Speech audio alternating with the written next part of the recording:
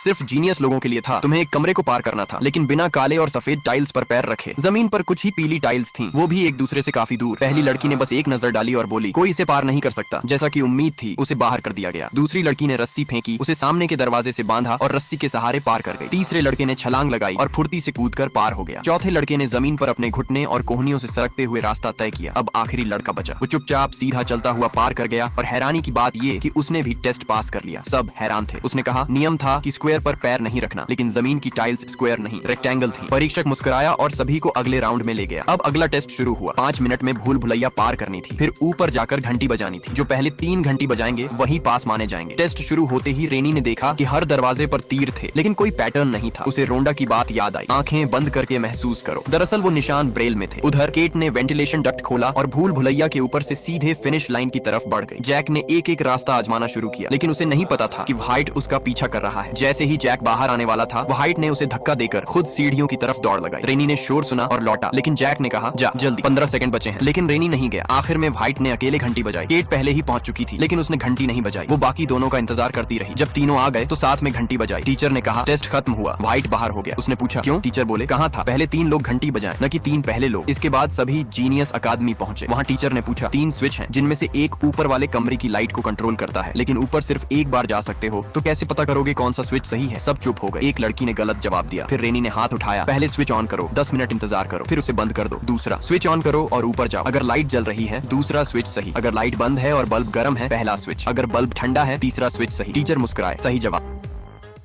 ये टेस्ट